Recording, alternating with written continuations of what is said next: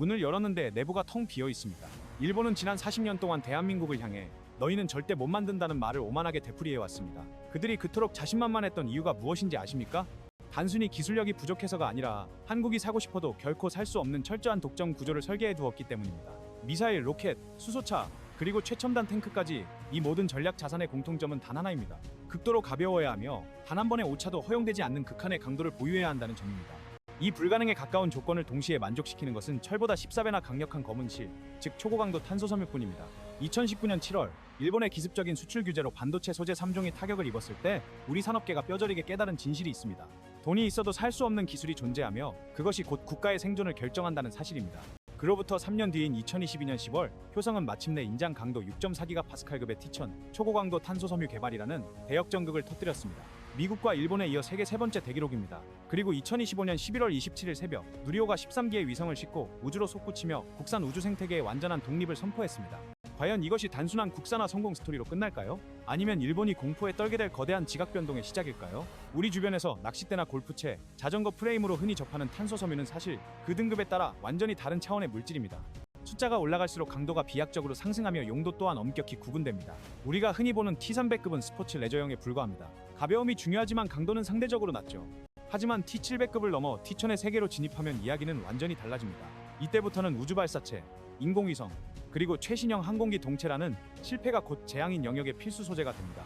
보잉 787, 드림라이너 동체의 무려 50%가 탄소섬유 복합재로 이루어져 있으며 누리호의 위성을 보호하는 페어링 역시 이 소재 없이는 제작이 불가능합니다.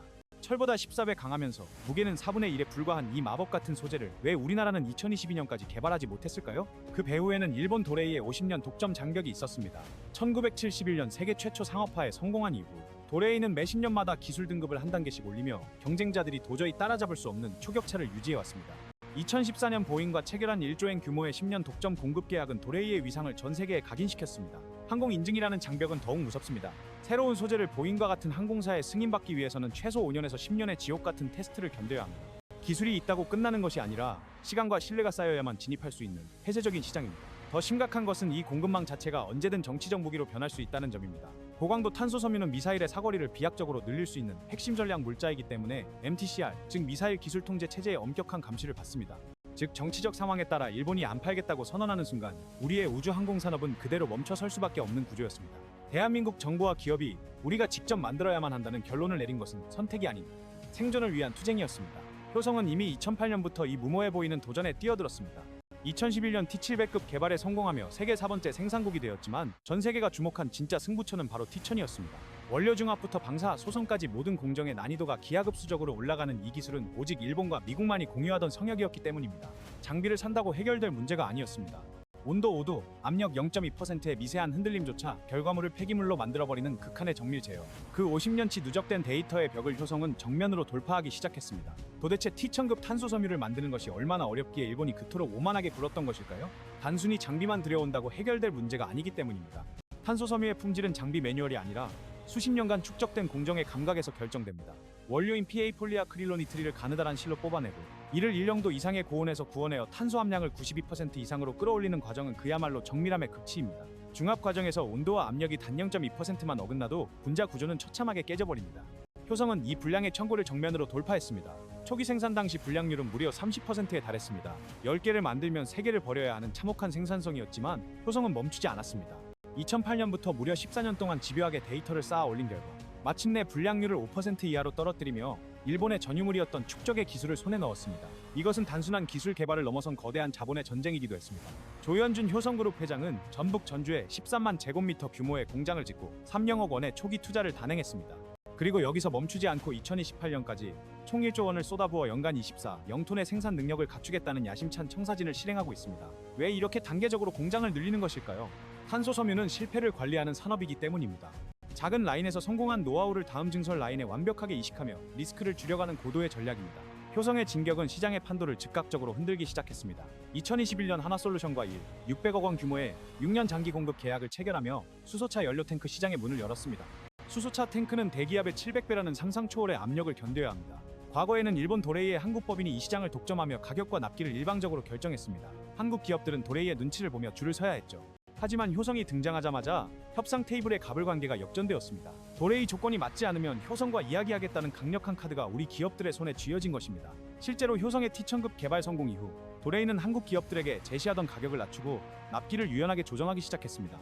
이것이 바로 우리가 그토록 갈구했던 소재 주권의 실체입니다. 하지만 냉정하게 현실을 직시해야 할 부분도 있습니다. 일본 도레이의 벽은 여전히 높고 견고합니다. 항공기 제조사인 보잉이나 에어버스는 한 번 검증된 소재를 웬만해서는 바꾸지 않습니다. 수만 번의 충격 테스트, 영하 50도와 영상 100도를 오가는 극한 환경 테스트를 통과한 도레이의 신뢰 레퍼런스는 효성이 단숨에 넘기 힘든 거대한 산입니다. 그럼에도 불구하고 효성의 전략은 영리합니다. 항공 우주라는 정면 승부 대신 틈새 시장을 먼저 공략하고 있습니다. CNG 고압용기 시장에서 이미 세계 점유율 1위를 달성했고 이제는 연간 100기가와트 이상 설치되는 거대한 풍력 발전 블레이드 시장으로 화력을 집중하고 있습니다. 그리고 2025년 11월 27일 누리호 4차 발사의 성공은 대한민국 탄소섬유 산업의 거대한 기폭제가 되었습니다. 이번 발사에서 위성을 보호하는 페어링에 국산 탄소 복합제가 적용되며 그 성능을 전 세계에 증명했습니다. 만약 이를 알루미늄으로 제작했다면 무게는 3톤이 넘었겠지만 탄소섬유 덕분에 1.5톤으로 줄일 수 있었습니다. 아낀 무게만큼 더 많은 위성과 탐사 장비를 실을 수 있게 된 것입니다. 이제 대한민국은 단순히 물건을 만드는 나라를 넘어 우주로 나가는 길목의 핵심 열쇠를 직접 깎아 만드는 나라가 되었습니다. 하나에어로스페이스가 주도하는 민간주도 발사체 시대, 그리고 효성의 T1000급 탄소섬유, 이 두 거대한 축이 맞물리며 대한민국 경제의 새로운 엔진이 가동되기 시작했습니다. 그렇다면 이 거창한 국산화 성공이 여러분의 월급, 연금 그리고 일자리와는 도대체 무슨 상관일까요? 이것은 단순한 기술의 승리가 아니라 우리 경제의 체급이 바뀌는 사건입니다. 효성이 전주공장에 쏟아붓는 1조 원의 투자는 즉각적인 고용 창출로 이어지고 있습니다. 현재 500명 수준인 직접 고용 인원은 2028년 증설 완료 시 200~300명 이상으로 늘어날 전망입니다. 여기에 200여 개에 달하는 협력사 일자리까지 합치면 3년계 이상의 고급 일자리가 전북 지역 경제를 지탱하게 됩니다. 소재 주권이 확보되면 제품 단가도 내려갑니다.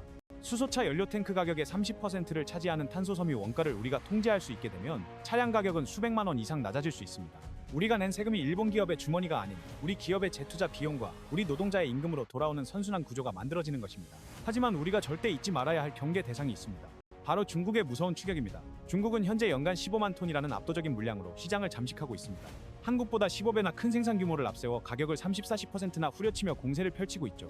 비록 아직은 T700급에 머물러 있지만 그들이 T1000급 양산에 성공하는 순간 시장은 다시 한번 요동칠 것입니다. 우리가 얻어낸 이 소재의 시간은 영원하지 않습니다. 일본을 넘어서기 위해 사력을 다하는 동시에 중국의 적과 공세가 닿지 못하는 우주항공, 초과학 방산 분야의 절대적 신뢰를 구축해야만 합니다. 한국은 절대 못 만든다. 일본이 40년 동안 주문처럼 외웠던 이 말은 이제 역사의 뒤안길로 사라졌습니다.